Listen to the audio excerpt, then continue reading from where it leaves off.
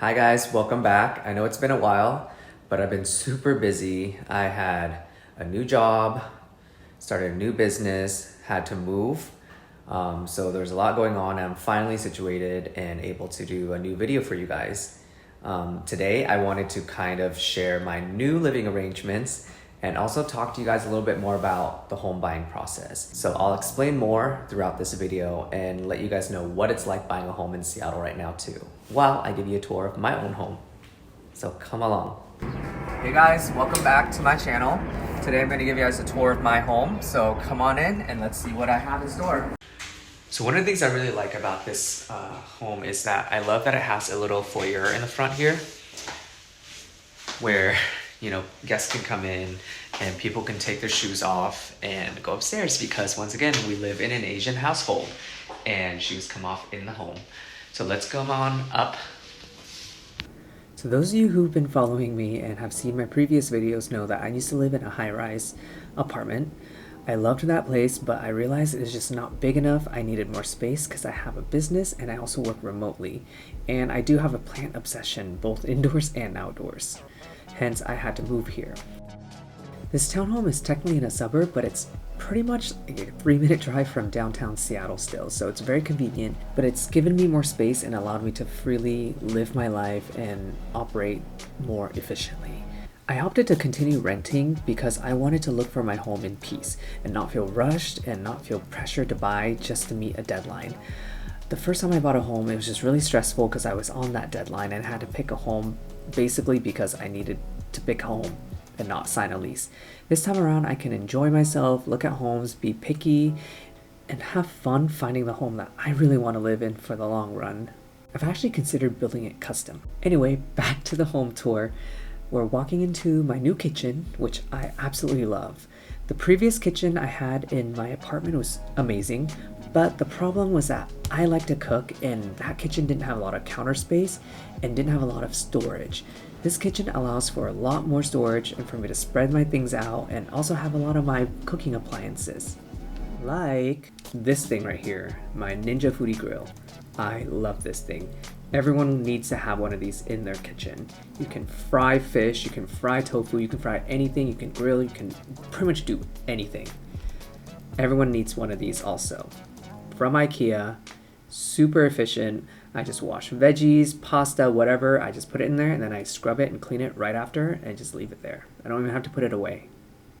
So this townhome is actually pretty much right in the city still. It's right on the edge of downtown and the suburbs of downtown, and I actually love it. It's a lot quieter, but I'm still conveniently close to everything, to work, my business, getting everywhere, all the amenities. Here is my new living room. It's a lot more spacious than my apartment was. I have all my plants in here and I'm able to fit them all with a lot of space. I can move around. The plants have some air to breathe. I've actually gotten more plants, so maybe that's not a good thing. One of my favorite things about this townhouse is that it actually has a powder room on the main living area. A lot of townhomes now skip that, which is really annoying because you either have to go upstairs or downstairs to go to the bathroom. Let's go on to the next level where the bedrooms are, and I'm going to show you guys what it looks like. As a young working professional, I realized that I didn't need a lot of space, but I do need some space. Hence, the apartment was too small, but my previous home was too big. That's also why I'm renting this townhouse right now before I make my decision to buy, because I want to see what the right space for myself is. Not to mention if a townhome layout is ideal for me or if it's going to annoy me having so many floors to go up and down with. So I'm doing the experiment for you guys so you guys don't have to do it yourself. By the way, I love my hallway right here. It's really bright. There's a lot of windows. I love that it looks up at the sky and nothing else. Most of these hallways are usually really dark and dim and narrow, but I love that this is so exposed. It makes me feel like I'm outside. I'm not boxed up in a small space. And here's my little laundry corner. I try to keep it organized, but it's a mess. Just like my laundry closet, it's a hot mess in here too, but I'm way too busy to care and I guess no one sees it. Another home buying tip is you want to make sure that you think about what you need to place in your home, what kind of rooms you need, what you're going to do in those rooms before you go look at homes, because it's so easy to get caught up in the process and then start to compromise on things that you actually really need and want. Like for instance, this office of mine, I knew I needed an office, so I could not compromise having an office, an extra room to make an office in. There were a lot of other homes that were really great, had really great prices, but no room for an office, and I had to say no. Buying a home in Seattle is really dangerous because there's so much competition. You get wrapped up in the rat race. You start bidding, and then you do everything you can just to get that home, or any home. And then you realize, oh shit, this might not be the home I wanted. As you can see, I've already outgrown my closet, and I just moved in a couple months ago. At first, I didn't really love this red wall, but it's grown on me over time. I'm okay with it now, but I definitely realized that I want a more simple palette in my final home. Even the bedding. I'm probably going to change this very soon, so watch out for an upcoming video.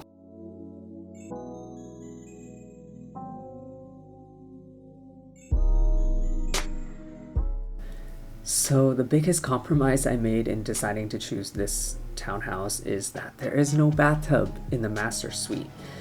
I'm all about the bathtub. I know it's not trendy right now to have a bathtub, and a lot of new homes and new constructions are skipping the bathtub, but I guess I'm okay with it right now because this is just a rental, and when I go to buy later on this year, I would definitely be finding a home with a bathtub, so it's not a permanent situation that I'm stuck in. So here's the secret to how I stay looking young. I use a lot of good quality products, and this is what I smell like. Actually, I get really bored with scents, so I have to have a lot so I can mix and match. So one of the reasons why I was willing to compromise on the bathtub is because this home has an amazing shower. It has a rain shower head on top of a regular shower head, which feels amazing together when you're showering. Another thing about buying a home nowadays is be careful of new construction, because I've personally witnessed friends and places I've looked at where the siding and windows are not sealed properly and it leaks when it rains. Right off of my arts and craft / future karaoke / guest bedroom is my patio. I'll take you out there in a second. But first, let's go to the rest of this main floor where I have my foyer, which I showed you earlier, and also another bathroom. It's great to have a full bathroom down here for guests, and also for me while I'm working on my garden. I don't have to trek all the way back upstairs if I need to use the bathroom. One of the things I don't like about living in a townhome is this exact reason. If you're not careful about picking the right townhome, life can be really, really annoying. I've seen townhomes where there's no bathroom downstairs or no bathroom on the main floor. Here's my garage. I don't really park my car in here because it's really annoying to get in and out of such a small space, but I use it to store all my junk and a freezer. It's so nice having a freezer, an extra freezer to store stuff, especially if you're prepping food ahead of time, so that I don't have to cook or go grocery shopping as often. Another tip with buying a home and picking the right one is make sure you have a coat closet and a shoe closet somewhere near your door. I hate storing dirty shoes in your closet. So now I'm going to show you guys around my little patio where I have all my plants. Everything is brought from my apartment over, and I've actually bought a little bit more. It's really nice actually having an outdoor space to have a yard where you can grow stuff like a fig tree. I'm definitely going to have a bit more land in my final home than this because I realize I really enjoy this stuff, but I'm definitely not going to have a huge batch of land. That's too much effort to have like a 6,000 or 10,000 square foot lot. If you're buying a home in Seattle, expect to spend probably anywhere from 6 to 8 months to find a home and actually win a bid on the home of your choice. I would still get pre-approved before you even start looking because you want to know how much you can afford and what you need to do to fix your credit if necessary, or just your financial situation so that you can get the best home that you want. For example, because I had a business, when I looked to buy a home last year, it sucked because they factored my business performance into my overall affordability factor, and it wasn't fair because even though my personal income was more than enough to get the home that I wanted, it was reduced because my business was considered a risk during COVID. Hence, I decided to wait until now when I can borrow more and be able to get a higher loan amount to get the home that I actually want and not have to compromise for something smaller or in an area that was less ideal because my loan amount was not high enough last year, even though I could afford to buy a higher price home. So it's essential that if you guys are looking to buy a home, to get all your pre-approvals and loan paperwork and all that stuff done ahead of time so you know what situation you're in and be able to come up with a good strategy to get the home that you want. And like I said, I really recommend shopping for a home in the fall and winter because a lot of people are not looking for homes right then and there because they have kids, so you're going to get a lot less bidding. And yes, there's the argument that there's less properties and there's less inventory, but I guarantee you, I've been looking and I've purchased multiple homes in the winter before, and you will find what you need. It might not be as quick, but you'll find what you need, and you're not going to have to bid as much or pay as much and have less of the stress. Even in Seattle and how hot this home market is, I've had agents and builders agents offer me a lot of great perks when I looked for homes in the winter, like 10 to 15,000 on closing costs reimbursed, or free appliances and buy downs on interest rates. There's just a bunch of stuff that you get when you look in the winter. It's just like rental market. The best time to sign a lease is in the winter and early spring or late fall, because there's a lot less competition, so landlords and everyone else is going to be a lot more compromising and flexible and provide you with perks to get you into that lease. I'm about to go on a home buying journey soon, and I hope to bring you along and give you a lot more tips and tricks and experience the ups and downs of the process with me.